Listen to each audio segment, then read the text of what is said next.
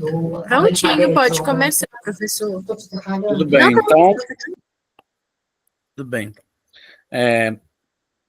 Boa noite a todos que estão vendo essa aula ou no presencial ou depois mesmo, né? Meu nome é Marlos, hoje vai ser a primeira aula da disciplina de projeto experimental, né? E eu vou começar um pouco falando sobre como essa disciplina vai funcionar, né? Essa disciplina, até um tempo atrás, ela era dada parcialmente, né? Ela era dada completamente presencial, né? E agora ela está sendo dada EAD, em 2 horários. A modalidade EAD não vai funcionar completamente EAD. O que eu quero dizer com isso? Como o próprio nome diz, projeto experimental, algumas experiências serão realizadas durante, né, o módulo, certo? Por isso, eu avisarei com antecedência, né, normalmente de uma semana, dos dias em que nós faremos aula presencial. O que será necessário nas aulas presenciais? As aulas presenciais eu imagino que vamos começar só para abril mesmo, tá? Não vou começar muito cedo, não, mesmo porque uma das coisas necessárias à aula presencial são os jalecos, tá? Eu vou precisar que cada aluno consiga um jaleco para usar, ok? Tem várias lojas aqui em Araxá, se você for de Araxá, onde você pode comprar, né? Isso aí eu estou imaginando que você porque a aula é aqui, mas se você for de outra cidade também, deve ter lá para comprar, senão encomenda aqui, alguma coisa parecida, ok? Então vocês vão precisar de um jaleco, de preferência de manga longa, tá? Um jaleco de manga longa, cor branca é o comum, né? O mais comum. Boa noite, Nicolas. Então, vocês vão precisar para a aula presencial esse jaleco, ok? Mas é só lá para o mês de abril, né? Então, vocês têm o finalzinho desse mês e o mês que vem para conseguir comprar ele, né? O que mais? Eu quero sapatos fechados, tá? Sem chinelo, sem sandália ou coisa parecida. Calça comprida, tá? Sem bermuda. E caso for mulher com cabelo longo, só utiliza uma buchinha, né, para amarrar o cabelo, para a gente não ter nenhum problema durante as aulas práticas, ok? Então, é bom vocês providenciarem essas coisas, mesmo porque as aulas práticas, elas serão avaliadas. Os 2 alunos aqui presentes poderiam me responder se vocês já fizeram matérias desse tipo, aula EAD, mas na qual você tinha aula toda semana? No meu módulo passado tinha umas aulas EAD, mas não era toda semana, não. Então, essa aula EAD, ela será toda semana, certo? Ela não será puramente EAD, mas será toda semana. Eu ainda tenho que conversar com a Ana, como é que vai funcionar exatamente a avaliação, certo? Se vai ser aquelas avaliações semelhantes à EAD ou se vai ser as avaliações presenciais. Tudo bem? Mas as presenciais, tipo assim, vocês vão organizar como? Então, não, como eu falei, as aulas presenciais, você fala? Isso. Porque você falou aí que as aulas É. EAD vai ter toda semana. Mas e as presencial? Onde vai se encaixar aí? Então, não, vai se encaixar no horário da EAD, tá? Só que ao invés de a gente fazer EAD, vocês vão se dirigir para a escola, certo? E a gente vai lá para o laboratório. Ah, então nos dias que, tipo assim, tiver as aulas EAD, você vai avisar o dia que é para nós estar indo na escola. Isso, eu vou avisar com uma semana de antecedência, Ah, não, certinho então. tá? Falou. A gente vai fazer essas presenciais, elas serão pontuadas. Quanto às avaliações, ainda vou ver direitinho para informar vocês, né? E essa matéria, como é que ela funciona? A parte de projeto experimental, né? Ela tem 3 focos, né? É uma matéria que ela é dada para os cursos de Química e Mineração, né? Então, normalmente essas 2 salas fazem em conjunto. E como ela funciona? A matéria da prova 1, certo? Ela trata mais da metodologia científica, certo? Você quer desenvolver um trabalho científico, você quer desenvolver uma pesquisa científica, eu vou dar as instruções de como fazer, certo? Isso é importante não só para cá, né, mas caso você tente uma faculdade depois, até mestrado ou coisa parecida, você pode usar. Se você for fazer pesquisa dentro da sua própria empresa, você pode usar, certo? Essa metodologia ela vai ser útil dentro da parte experimental, né? Então você vai precisar saber dessas coisas, ok? E na segunda parte, o que vai acontecer? Ela vai ser distribuída entre 2 focos. O primeiro deles é alguns projetos que a gente vai fazer em laboratório, né? Alguns experimentos que a gente vai fazer em laboratório. E outra parte, eu vou falar especificamente sobre a flotação, certo? Ela não é dado muito foco, não é dado muito foco nela em nenhum dos 2 cursos, né? Nem no de química e nem no de mineração, e ela é útil para os 2, né? Então ela é um campo em comum, certo? Aí, se tudo der certo, então eu vou dar a metodologia até a prova 1, e a prova 1 vai conter perguntas referentes à metodologia, e a segunda, né, vou ter experimentos e dar um pouco de flotação, o básico ali de flotação, que vai ser cobrada na avaliação 2. Tudo bem até aqui?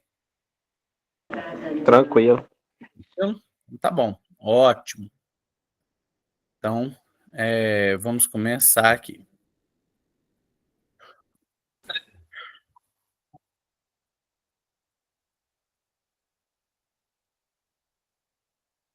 Então,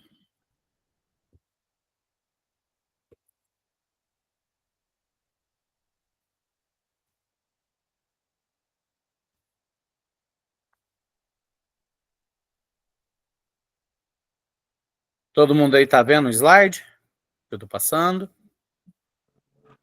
Ainda não apareceu nada aqui, não. Não apareceu nada? Não. Mas que isso? Peraí. Algo deu errado ao compartilhar tela. Uai, peraí um pouquinho.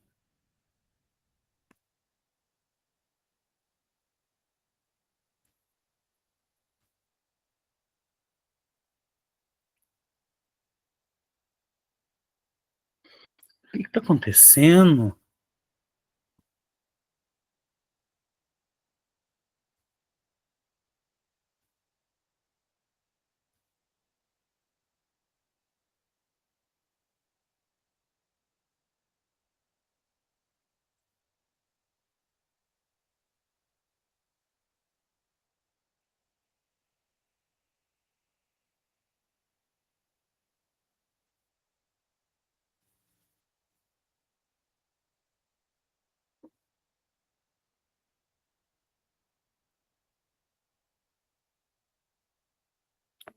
Agora deu certo, hein?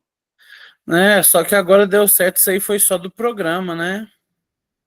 Não era pra ter dado certo só do programa. Era pra ter dado certo a apresentação. Pera aí. Deixa eu ver o que eu faço.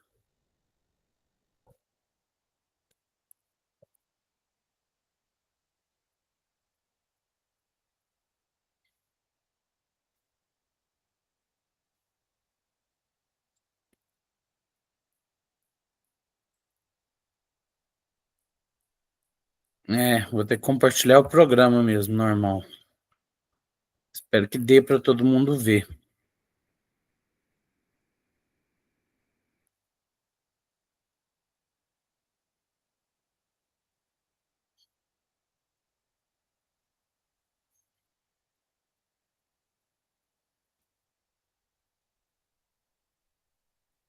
Tá todo mundo conseguindo enxergar?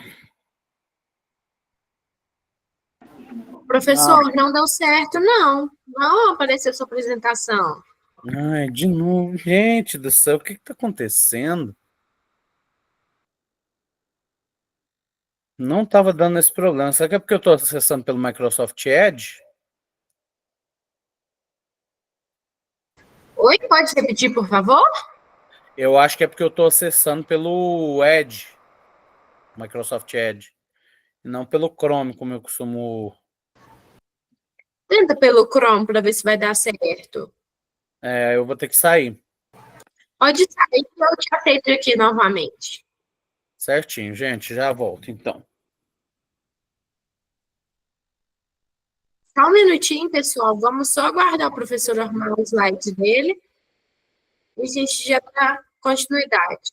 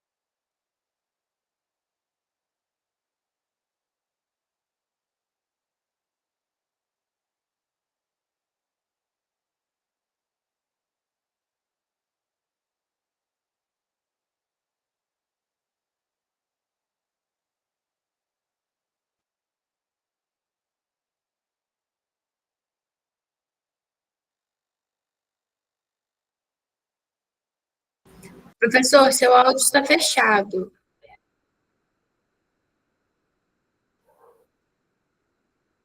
Aí. Deu certo, né? Tá. Desculpe o problema, pessoal, que hoje eu não estou em casa, né? Então não estou usando o meu computador. Vamos lá, agora dá. Vamos ver. Aí, ó. Realmente era o Edge. Agora sim conseguimos visualizar seu slide. Pode Tá, continuar. certinho. Então vamos lá, né, galera? Vamos começar isso aqui, ok? Isso aqui vai ser a aula 1 de projeto experimental, né? Então a gente vai falar um pouco sobre a produção de conhecimento científico, né? Então o que que seria esse conhecimento científico, né? A própria palavra ciência, ela vem do latim e significa exatamente conhecimento. Então, ela vai representar ali todos os conhecimentos que eles são obtidos a partir de estudos e práticas para encontrar, no geral, uma solução de um problema, uma resposta de algum problema, certo? Para você ser um cientista, né, para você obter um conhecimento científico, esse conhecimento deve ser validado e demonstrado através de investigações e experimentações. Achismo não tem lugar dentro da ciência. Ah, um raio caiu ali. Ah, eu acho que lá caiu lá porque não sei o que, não sei o que. Não, você não acha. A imagem saiu, professor. Mas saiu. Saiu. Gente do céu.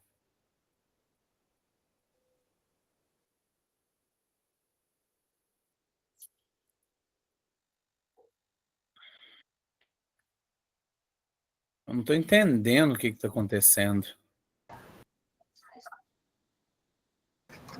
Tenta entrar novamente, professor. Ah, agora entrou. Não, foi, né? Foi, tá apresentando, tá? Tô vendo aqui. Tá. Ainda tá apresentando? Eu passei de slide. Sim, Ah, sim. ótimo. Ótimo. Beleza, então. Nossa. Tudo bem, vamos lá. Né? Então, basicamente, o conhecimento científico é aquele que é passível de teste, racionalmente validado e justificável, e que pode ser replicado e alcançado através de estudos, observações e experimentações. Ou seja, se eu conseguir se eu cheguei a um conhecimento científico, né, eu vou postular ali o que eu fiz, o que eu descobri, e se outra pessoa em outra parte do mundo consegue replicar as mesmas condições que eu criei no meu laboratório e fazer o mesmo experimento, ela tem que chegar aos mesmos resultados que eu cheguei, certo? Se esse conhecimento eu obtive, mas só funciona comigo, não sei o quê, não, isso aí não é um conhecimento científico, certo? Ele tem que poder passar por experimentações, ok? Vamos lá. Conhecimento pode ser adquirido de diversas formas. Entre elas, né, as mais comuns: sensação, percepção, imaginação, memória, linguagem, raciocínio e intuição, além, claro, da pesquisa, certo? Então, a pessoa, normalmente, ela vai no conhecimento científico. Ah, mas o que te fez pensar isso? Você tem prova disso, não sei o quê. Eu vi uma pessoa falando, então. Gente, os nossos 5 sentidos, eles são formas de obtenção do conhecimento, certo? Se eu estou vendo um carro vindo em minha direção na rua, eu obtive o conhecimento de que aquele carro está vindo, que pode ser que ele não pare, então eu tenho que sair da rua. Querendo ou não, é um conhecimento que você está adquirindo. Se eu coloquei a minha mão numa panela quente, ela me queimou, eu consegui o conhecimento de que aquela panela está quente. Eu não preciso fazer um teste na panela, um teste científico para medir os graus, não. Eu consegui aquele conhecimento, certo? Você consegue conhecimento falando com outras pessoas, através da memória, até imaginando cenários. Eu não estou falando de conhecimento científico, mas eu estou falando de conhecimento em geral. Então, são formas de conhecer, né? Formas de obter esse conhecimento, né? Então, eu coloquei aqui essa figura para refletir nessas 3 principais formas aqui, né? Que seria a intuição, a experimentação e a racionalização, né? Que são as formas de aquisição de conhecimento. Primeiro, né? A intuição. A intuição é realmente o achismo, certo? É você falar assim, ah, eu acho que você... Aquele negócio de mãe, né? Eu acho que você não deveria tomar manga com leite, né? Porque você vai passar mal e tal. É um conhecimento ali que ela tá passando, né? Que, na verdade, mesmo não sendo correto, é um conhecimento, certo? É um conhecimento chamado de conhecimento popular. Então, essa intuição ela pode nos mostrar tal coisa. Ou, por exemplo, eu estou numa região próxima, uma estrada próxima a uma floresta, né, uma floresta perigosa. Eu penso assim, eu acho que eu não devo entrar nessa floresta, porque algum animal peçonhento pode me machucar, né? Então, assim, querendo ou não, é só a sua intuição que você tem por base nisso. Você não sabe se isso vai acontecer, mas é um tipo de conhecimento que você obteve. A experimentação é o método que a gente vai mais utilizar na produção científica, né? Certo? Você tem uma teoria, você pensa como você vai provar essa teoria, né? E vai provar. E temos também a racionalização. A racionalização nada mais é do que colocar sentido nas coisas. Expressar elas de uma forma racional, que faça sentido. Isso aqui eu coloquei na forma de uma função matemática, certo? Isso aqui é uma das formas de racionalizar as coisas. Ah, eu não sei quanto de piso eu vou precisar na minha casa, certo? Então você pega as dimensões da sua casa e faz uma conta matemática para saber o quanto de piso você vai precisar. Você não simplesmente olhou lá nesse quarto, esse quarto parece que vai precisar de 20 metros de piso. Não, não é assim, né? Então, assim, o cara, no caso, o pedreiro, né, ele vai olhar e vai tentar racionalizar o quanto você vai precisar. A não ser que seja um pedreiro ruim que não esteja nem aí se ele vai desperdiçar seu material. Se esse for o caso, base fora dele, tá? Então, assim, você tem que ter uma conta, você precisa saber o quanto você vai precisar das coisas. Isso é a racionalização, ok? Então, vamos lá. O conhecimento, como eu falei para vocês, ele tem tipos, certo? Quais são esses tipos? Esses tipos são basicamente esses 4 tipos que vocês estão vendo aí. É o conhecimento filosófico, o religioso, o científico e o empírico, né? Então, assumindo o pressuposto de que todo conhecimento humano reporta um ponto de vista e é um lugar social, compreende-se que são 4 os principais tipos de busca do conhecimento. O que ele quer dizer com remonta a, né, um ponto de vista e um lugar social, certo? Dependendo de onde você vai estar, com quem você vai interagir, um tipo de conhecimento predomina sobre o outro. Como assim?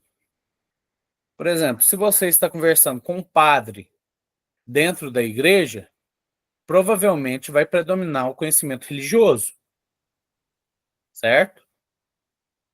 Se são 2 pessoas mais idosas conversando no banco de praça, provavelmente vai denominar o conhecimento empírico, ou seja, elas vão falar um conhecimento popular, o que elas tiveram como experiência ali. E se é 2 cientistas conversando sobre uma tese, eu vou ter predominância ali do conhecimento científico, certo? Então, o lugar social a que se refere é isso. Em que tipo de pessoas compõem essa roda de conversa que está acontecendo? Em que elas acreditam sobre o que é o assunto, certo? Então, vamos lá, vamos falar de um conhecimento por um, né? Primeiro deles, o chamado conhecimento popular ou conhecimento empírico, né? Também é conhecido por outros nomes, como conhecimento vulgar ou senso comum, né? E ele surge a partir da interação e observação do ser humano com o ambiente que o rodeia. Ele pode ser baseado na experiência, né? E não costuma apresentar a legitimidade da comprovação científica.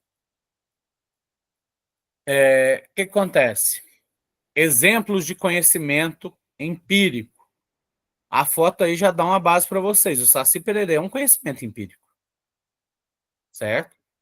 A mula sem cabeça é um conhecimento empírico, certo? Tem um fenômeno, né?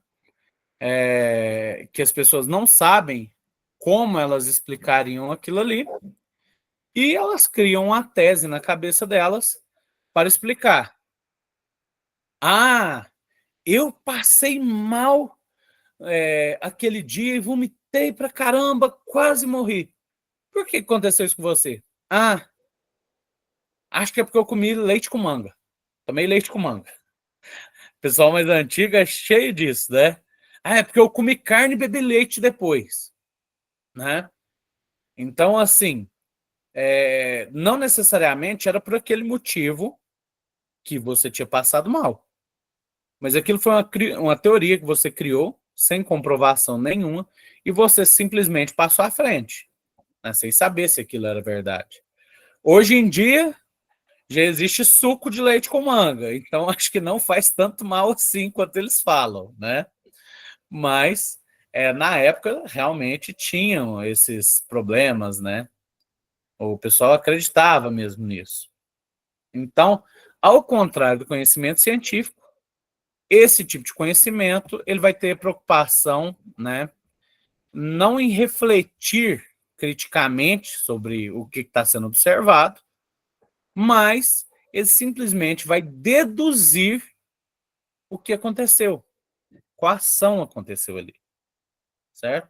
Então ele observou um evento e vai deduzir por que aquele evento aconteceu ou não aconteceu, né? É como diz aquele ditado: um raio não cai duas vezes no mesmo lugar. Só que isso aí é o outro exemplo de conhecimento empírico. Só que já foi provado que isso aí não é verdade. Um raio cai duas vezes no mesmo lugar, certo? A pessoa observou, caiu um raio ali.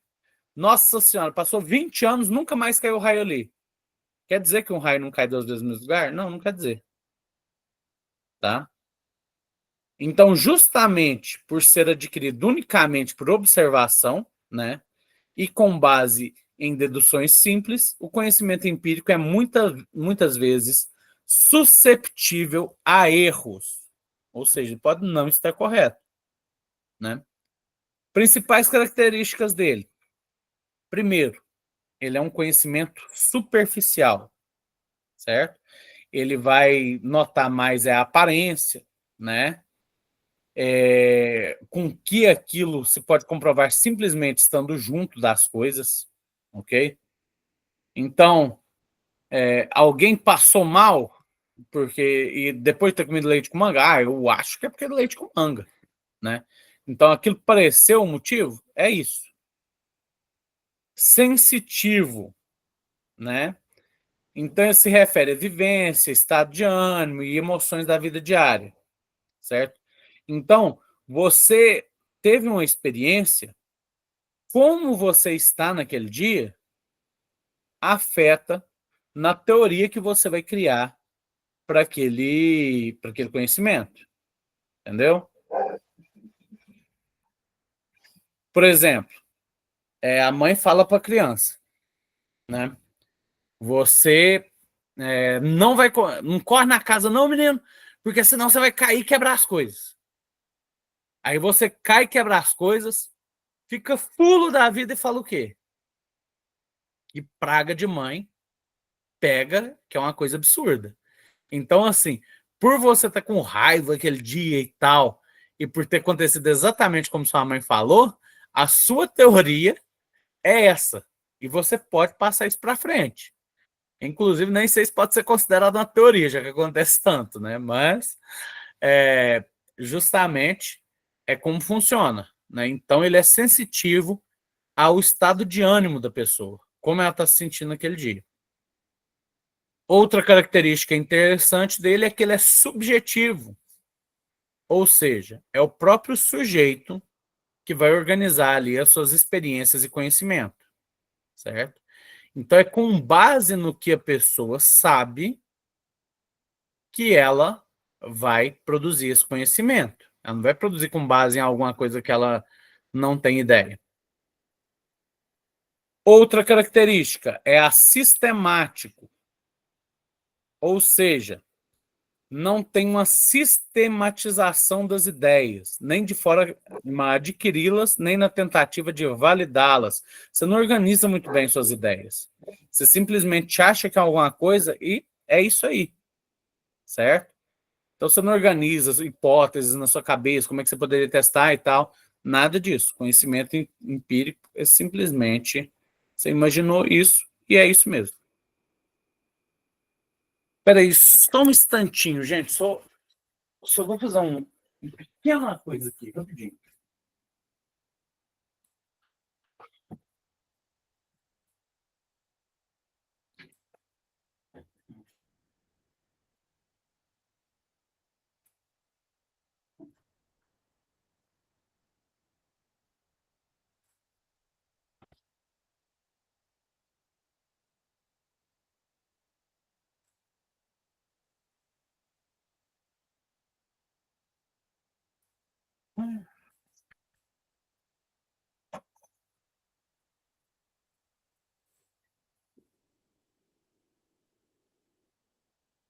Prontinho.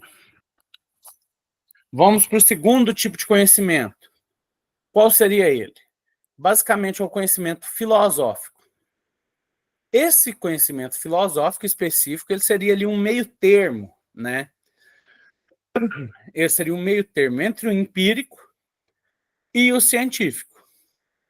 Então, o que acontece, né? Em que ele se assemelha ao empírico? Ele nasce, né, basicamente a partir da relação do ser humano com o seu cotidiano, né? Então, a interação dele no seu dia a dia produz esse conhecimento, né? Só que, ao contrário do conhecimento empírico, que como vocês viram aqui, né? Deixa eu só fazer uma coisa aqui, que não tem uma sistematização das ideias, né? Esse aqui, ele vai ter reflexões e especulações sobre as questões imateriais e subjetivas. Então, ele é baseado na parte racional. Esse tipo de conhecimento foi construído devido à capacidade do ser humano de refletir. Mesmo sendo de natureza racional, o conhecimento filosófico dispensa comprovação científica, uma vez que o objeto de análise deste não consiste em coisas materiais. Por fim, é graças ao conhecimento filosófico que são construídas ideias, conceitos e ideologias que buscam explicar de modo racional diversas questões sobre o mundo e a vida humana. Então, o que acontece no conhecimento filosófico? O conhecimento filosófico, assim como a maioria das ciências humanas, né, ele vai criar teorias e essas teorias têm que ser racionais, ou seja, elas têm que fazer sentido, beleza? Então, por que que as novas gerações não estão se adequando muito bem ao mercado de trabalho? Então, você vai raciocinar sobre isso, vai tentar racionalizar o máximo que você puder sobre os possíveis motivos e tal, e fazer uma teoria sobre isso. Fez a teoria? É hora de provar? Não. Você fez a sua teoria, ela está feita, está pronto. Seu conhecimento é filosófico e foi feito. Por que que ele dispensa, né, comprovação? Muitas vezes, conhecimento filosófico ele não é possível de ser comprovado em laboratório, certo? Eu posso criar, por exemplo, uma teoria de por que os romanos gostavam de comer cebola, certo? Na antiguidade. Como é que eu vou provar isso em laboratório? Eu não posso prender pessoas em laboratório e estudar elas desde que nasceram para comprovar essa teoria. Tratar com pessoas, experimentação com pessoas, na verdade, até simples questionários, eles têm todo um processo ético por trás. Então, não é fácil fazer esse tipo de pesquisa e eu violaria os direitos humanos para ter uma pesquisa filosófica, uma pesquisa social realmente efetiva, que chegasse a resultados reais. Por exemplo, tinha-se uma teoria que sobre qual a língua original do ser humano, né? Então, durante a guerra, se eu não me engano, a Segunda Guerra Mundial, eles não tinham muito pudor, certo? Então, eles prendiam recém-nascidos e só haviam pessoas para alimentá-los, mas não podiam interagir com eles, de forma alguma, falar uma única palavra, certo? E eles viram que, com o passar do tempo, essas crianças começaram, né, a desenvolver uma forma similar ao hebraico antigo. Então, disso eles tiraram que o hebraico era a língua original. Agora eu pergunto a vocês acham que isso é realmente humano? Você prender recém-nascidos e não deixar eles interagir com ninguém? Então, o conhecimento filosófico, ele dispensa comprovação científica, certo? Porque ele é muito difícil de comprovar também.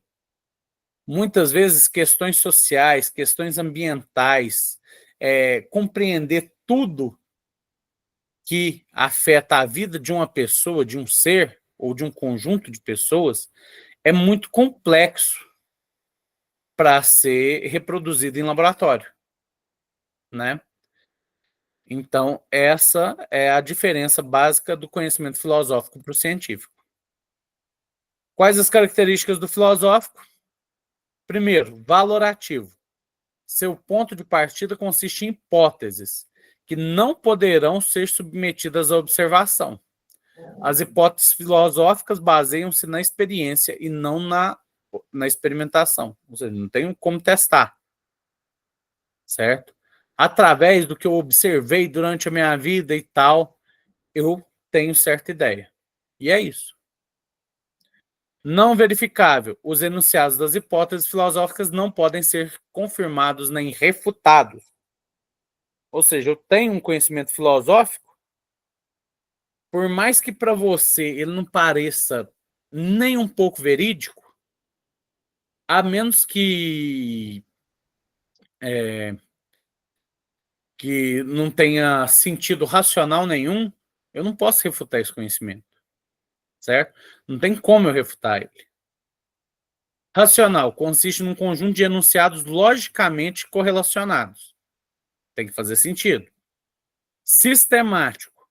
Suas hipóteses e enunciados visam uma representação coerente da realidade estudada, numa tentativa de apreendê-la em sua totalidade.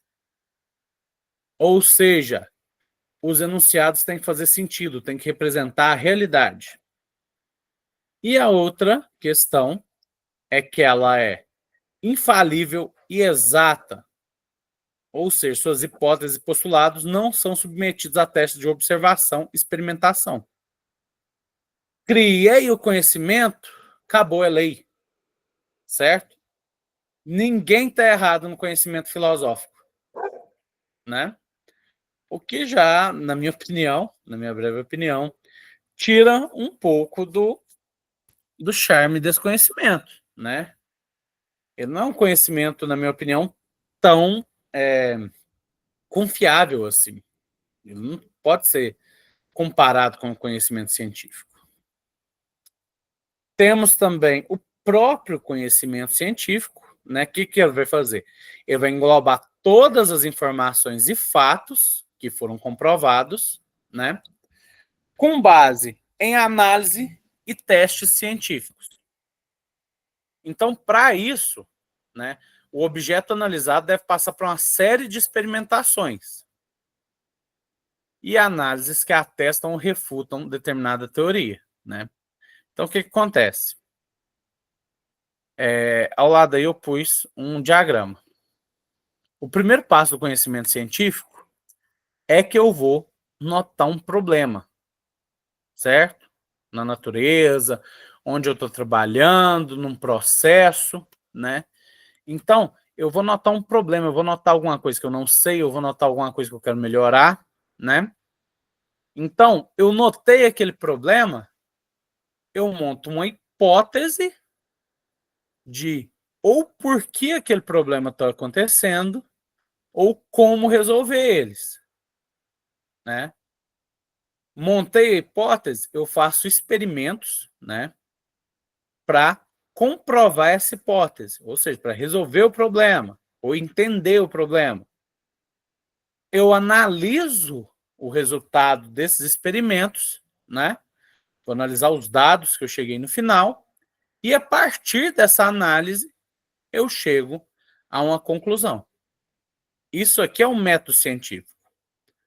Esse conhecimento científico ele vai estar relacionado com a lógica e o pensamento crítico e analítico, né?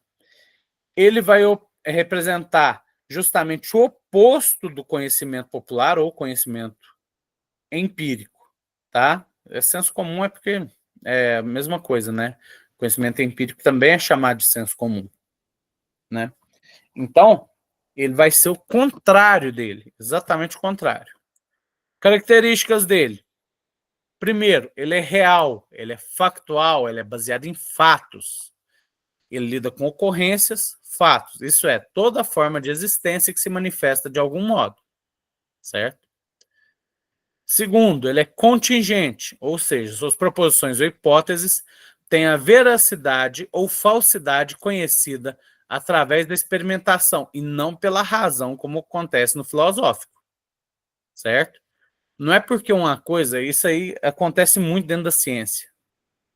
Você tem uma teoria, ela faz todo sentido, com a base ótima e tal, e você, nossa, isso aqui vai revolucionar o mundo. Você vai para o laboratório e testa, dá tudo errado.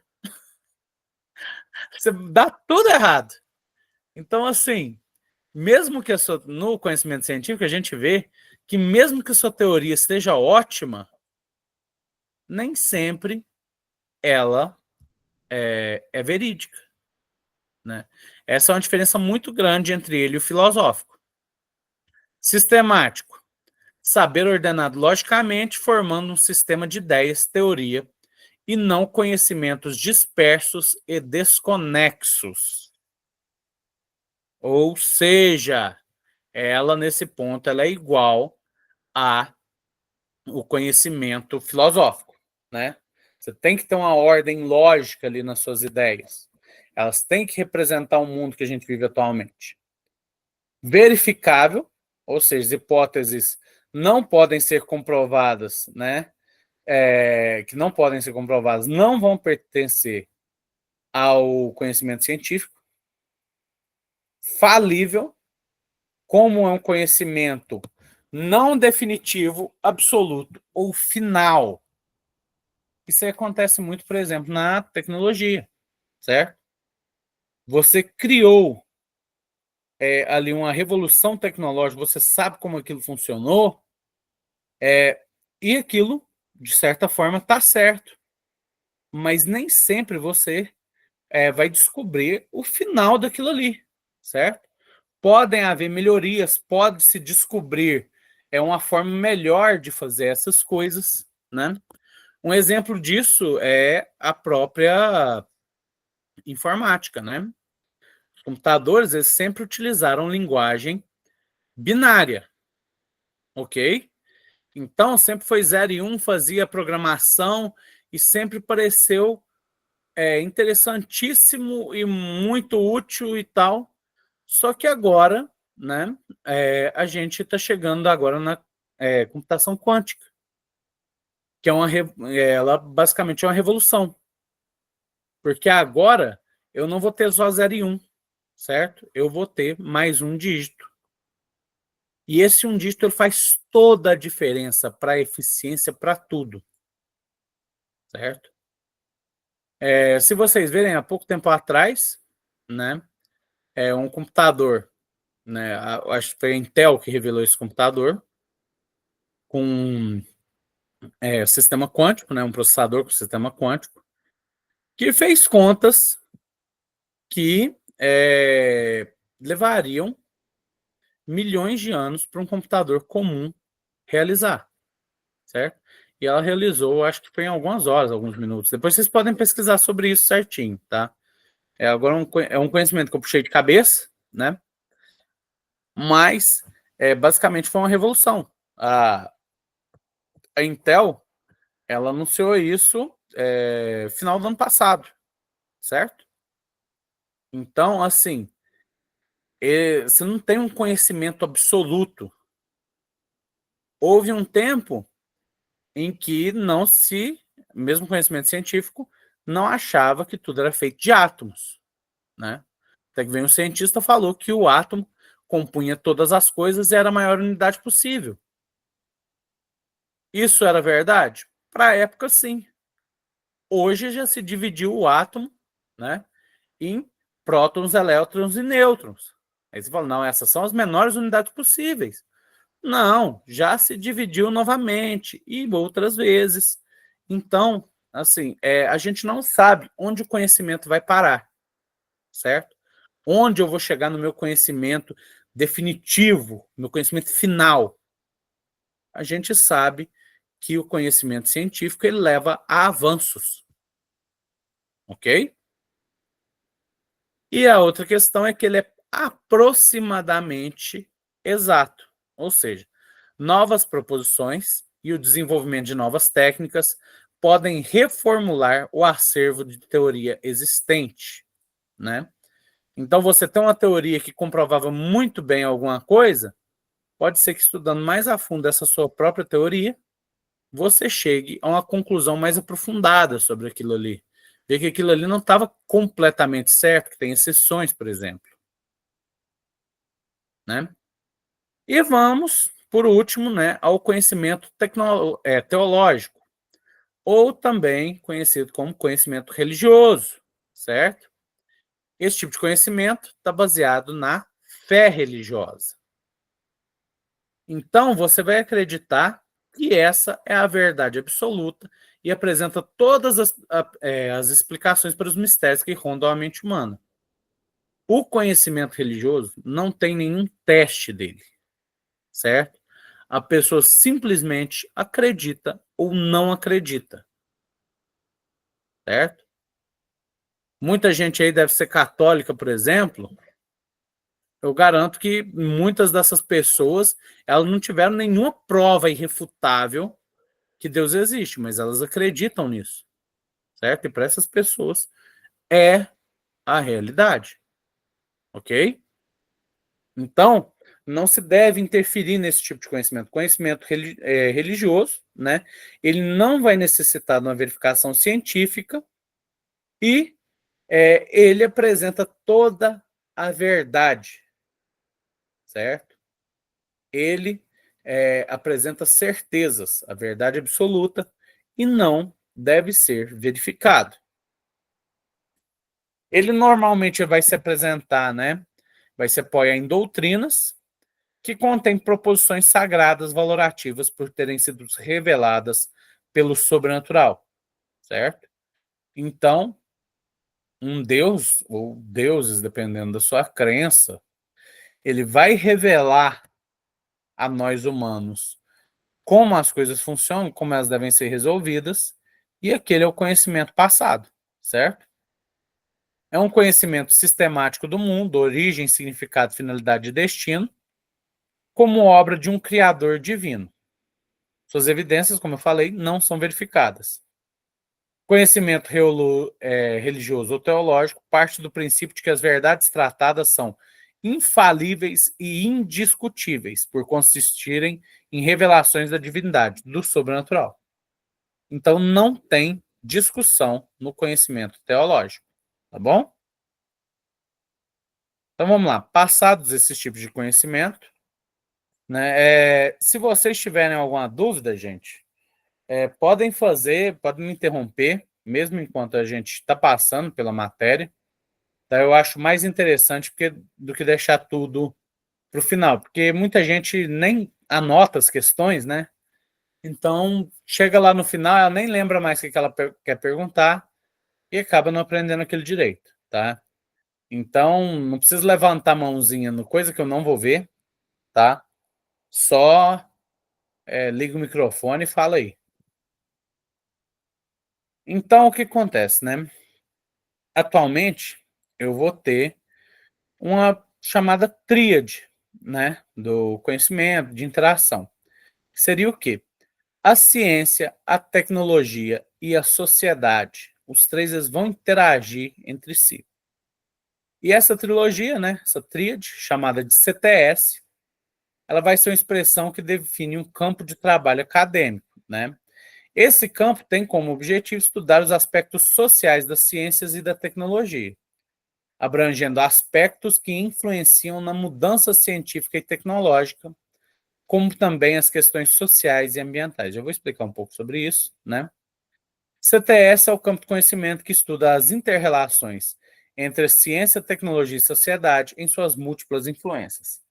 Aí eu vou ter essa pequena figurinha abaixo, né? Que é os três relacionando entre si, né? Então, o que acontece? Do que se trata isso aí, né? Essa trindade. Primeiro, como elas se relacionam entre si. A sociedade e a ciência, por exemplo. A sociedade, ela pode apresentar algum problema, né? Ela pode apresentar alguma necessidade, e dessa necessidade, né, se recorre à ciência, ou seja, se fazem pesquisas científicas para tentar sanar esse problema na sociedade, né? Essa é uma forma. Como é que a ciência se mistura com a tecnologia, por exemplo? Bom, os fundamentos criados na ciência, as teorias a que eles chegam, as conclusões que eles chegam, normalmente eles são aplicados na tecnologia para se ter uma melhor, para se ter uma evolução tecnológica, né? E essa evolução, né, por sua vez, ela vai beneficiar a sociedade, certo? Então vão se criar produtos ou serviços que sanam esses problemas na sociedade. Então, essa volta que a gente já fez, que é a volta da sociedade, ciência e tecnologia. Vai só nesse sentido? Não. Por exemplo, a tecnologia aqui, né? A tecnologia, ela muitas vezes, ela ajuda na ciência. Mas como assim? Bom, muitas coisas que não eram possíveis antigamente de se testar, de serem feitas, serem realizadas, agora são possíveis. Por quê? Porque a tecnologia evoluiu.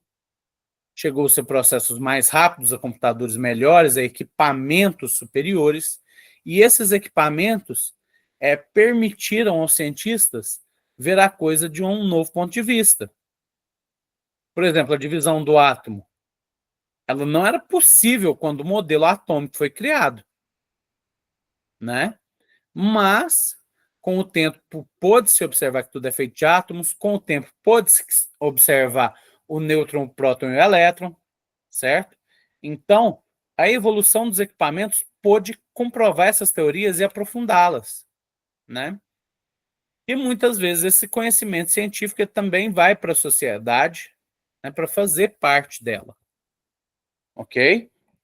Então, saber como as coisas funcionam é importante nesse caso.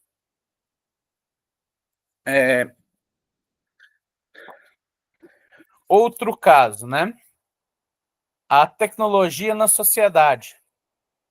Muitas vezes, a influência da tecnologia na sociedade, ela causa fenômenos próprios, ela causa mudanças de comportamento.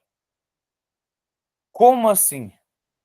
Por exemplo, a vida em sociedade, ela mudou muito nos últimos anos, devido à introdução, por exemplo, dos smartphones, da internet em uso diário das pessoas, certo? Então, isso mudou muito o comportamento da sociedade. As pessoas hoje, elas não pedem, por exemplo, um táxi, elas já vão pedir um Uber. Elas estão com fome, não querem, elas não vão mais sair de casa para procurar um restaurante ou ligar para pedir alguma coisa para comer. Normalmente, elas vão pedir o que é um iFood, certo? Então, a tecnologia, ela causa mudanças na sociedade. E essas mudanças na sociedade também, elas muitas vezes elas são estudadas pela ciência. Por que que isso mudou? O que que isso está causando? Um exemplo disso, eu estava falando da tecnologia, né? Hoje se estuda, por exemplo, déficit de atenção, que muitas pessoas estão sendo ligadas devido ao uso excessivo de tecnologia. Em crianças, que essas crianças têm mais dificuldade de aprender, certo? Por causa do uso excessivo dos celulares em sala de aula, ou coisa parecida. Talvez muita gente até esteja brava porque o Lula proibiu usar celular em sala de aula. Gente, para crianças pequenas isso é necessário. Ela causa um retardo no aprendizado muito grande. Ela atrasa muito esse aprendizado. Então, como vocês podem ver, a forma de interação entre esses três recursos aqui, ela é muito grande, ela pode partir de qualquer lugar para qualquer lugar. Certo? Tudo bem. Então, vamos lá. A produção de conhecimento teve, nas suas últimas décadas, um grande avanço. Por sua vez, a tecnologia tem sido sempre um elemento importante ao ser humano, pois o próprio conceito de sociedade só pode ser adequadamente definido quando contextualizado no marco das mudanças tecnológicas e científicas do presente, né? Então, estudos sobre ciência, tecnologia e sociedade não são só relevantes desde os âmbitos acadêmicos em que tradicionalmente se desenvolveram as investigações históricas ou filosóficas sobre ciência e tecnologia, né?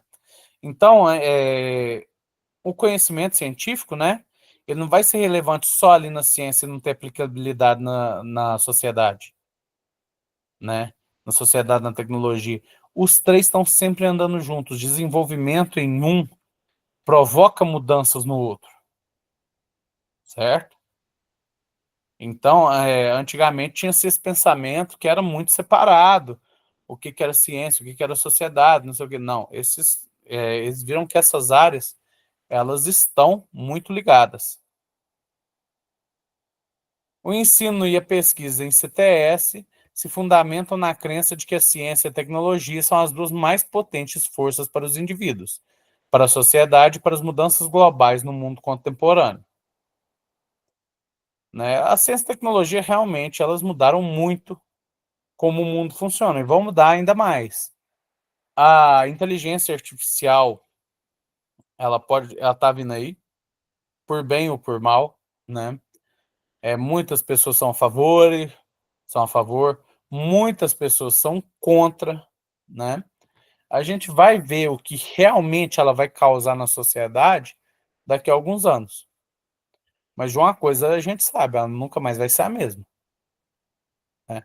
Assim como a Revolução Industrial chegou com um motor a vapor e revolucionou como tudo era produzido até então, a tecnologia também está chegando aí, né? A inteligência artificial está chegando aí, né? E a mecanização constante para mudar como tudo é feito atualmente.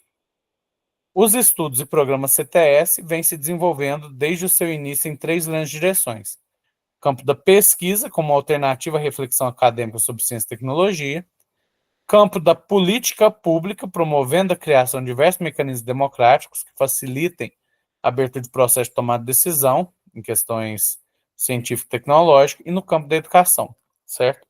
Essas três áreas elas têm que andar juntas, certo?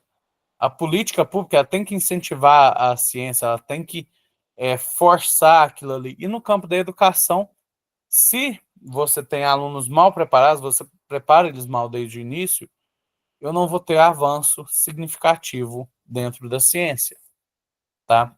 Então, o investimento em educação e o investimento na ciência e tecnologia, eles têm que ser prioridade. É o que acontece aqui no Brasil, por exemplo? Muito longe disso. Para começo de conversa, um dos problemas do Brasil é como a ciência é feita aqui. A ciência no Brasil, ela é feita somente, né, em faculdades federais. Basicamente, instituições, feita nas escolas, na parte educacional, né? Se você for para outros países, como os Estados Unidos, por exemplo, ela é feita dentro de empresas também, certo? As empresas têm sua parte de pesquisa, onde elas pesquisam ali e tal. Aqui no Brasil, não. Aqui no Brasil, você não tem a profissão cientista, certo? Como CLT. Você pode ser um professor pesquisador. Mas uma coisa acontece, nem todo mundo que é bom pesquisando é um bom professor. Eu passei por diversos ruins. A pessoa poderia até saber para ela, mas ela era péssima explicando. Entendeu? Então não é porque uma pessoa quer mexer com pesquisa que ela devia lecionar. E vice-versa. Tem gente que é muito bom explicando, que é muito eficiente, mas é um péssimo pesquisador. Só que ele tem que fazer sua pesquisa porque está no contrato, né? Acho que o doutorado, de tempos em tempos, você tem que lançar alguma coisa, você tem que produzir alguma coisa para manter o seu título. Então, assim, são coisas que atrapalham o desenvolvimento científico-tecnológico no país. O Brasil ele tem um atraso nessa área. Alguns objetivos devem ser buscados quando se determina, quando você pretende incluir o enfoque CTS no contexto educacional, né? Quando você quer incluir ele nas escolas. Primeiro deles, questionar as formas herdadas de estudar e atuar sobre a natureza, as quais devem ser constantemente refletidas. Sua legitimização deve ser feita por meio do sistema educativo, pois só assim é possível contextualizar permanentemente os conhecimentos em função das necessidades da sociedade. Não é porque um método ele está funcionando relativamente bem e sempre foi feito daquela maneira que ele deve continuar sendo feito daquela maneira, certo? Isso aí tem que ser revisado com o tempo. Deve-se chegar e evoluir para novas metodologias. Afinal, como eu mesmo falei com vocês, o conhecimento científico ele nunca é definitivo. Então a gente pode afirmar com certeza que o método que a gente está aprendendo aqui é o melhor método que existe, que é o único método que funciona. Não, não tem como eu afirmar isso. Porque você tem sempre que questionar aquele método. Se tem um método melhor, como eu faria esse método? Por que não testar isso? Certo? Questionar também a distinção convencional entre o conhecimento teórico e o conhecimento prático, assim como sua distribuição social entre os que pensam e os que executam, que reflete, por sua vez, em um sistema educativo dúbio que diferencia a educação geral da vocacional. Gente, o conhecimento teórico e o prático, acho que, sobretudo aqui no Brasil, eles são muito separados. Isso não devia acontecer tanto, certo? Você devia ter uma noção melhor de como funcionam as coisas. O melhor conhecimento que você vai adquirir, ele é misto. Você tem que ter experimentação daquilo ali, certo? Você viu em biologia no ensino médio como funciona um corpo humano, tá? Legal. Como é, por exemplo, a fisionomia, é uma fisionomia simples, por exemplo, de um sapo, né? Uma coisa que eles fazem em alguns países no exterior é, por exemplo, dissecar sapos para ver como eles são por dentro, os órgãos dele, ver a semelhança e tal. Isso acontece aqui no Brasil, gente? Não acontece em nenhuma escola. E isso é uma falha do nosso sistema educacional. A prática ela deve estar intrínseca ali ao conhecimento teórico. Você precisa dos dois. Você não pode fazer a prática sem o conhecimento teórico, porque esse conhecimento ele é muito necessário, mas você somente com conhecimento teórico também, você não chega a lugar nenhum. Combater a segmentação do conhecimento em todos os níveis da educação e promover uma autêntica democratização do conhecimento científico e tecnológico, de modo que ela não só difunda, mas que se integre na atividade produtiva das comunidades de maneira crítica, né? O que acontece? Essa segmentação do conhecimento. Hoje em dia, a gente tem um problema que é o seguinte: como a gente dividiu em muitas áreas do conhecimento, muitas vezes essas áreas não conversam entre si de uma boa forma, certo? A física não conversa bem com a biologia, né? A medicina não conversa muito bem com a automação, por exemplo, né? Então, o que a gente tem com isso? A gente tem que essas áreas elas têm dificuldade de interação. E muitas vezes uma depende da outra para evoluir, certo? Uma coisa que eu acho um absurdo até hoje, né? É porque eu sou homem, é que você chegou nos 40, exame de próstata, né? Aquele exame nem um pouco invasivo. Será que não tem uma maneira melhor de fazer isso? Talvez se a medicina tivesse um contato maior com a tecnologia, uma forma melhor já teria sido criada, já estaria sendo difundida. Mas não. Todo mundo sabe como é que é feito o exame, né? Então, assim, a ciência ela precisa conversar melhor entre suas áreas distintas. A gente está criando muita gente especializada, mas que não, às vezes não vai conseguir avançar a ciência, pois ela não tem tanto contato com outras áreas, né? E essa coisa da democratização do conhecimento científico e tecnológico é poder abranger ele para pessoas em geral, todo mundo ter acesso. Hoje, com a internet, isso melhorou bastante, né? Mas, apesar de eu conseguir esse conhecimento mais fácil, muita gente não sabe como adquiri-lo de forma eficiente. Ah, eu tô com uma dúvida, eu vou procurar na Wikipédia. Gente, Wikipédia é tipo, ela não é nada confiável, certo? Normalmente, alguma pessoa que escreveu lá, aí uma pessoa que sabia pouquíssimo sobre o assunto foi lá e adicionou alguma coisa que nem faz sentido ali no meio, e é isso, tá? Então, assim, você tem noção de onde você está procurando. Google Acadêmico, por exemplo, é um bom lugar para procurar. Procure, tem repositórios das faculdades, certo? Da USP, da UFO, o FTM. Veja em que a pessoa se inspirou, se o que ela está falando ali é realmente verdade, tá? Porque eu já vi também em muitas teses científicas que são completamente falsas. A pessoa ela faz uma afirmação e coloca uma referência lá, você vai, olha o livro original e o autor não falou nada daquilo. Ou seja, tirou o conhecimento da cabeça e pôs lá. Simples assim, tá?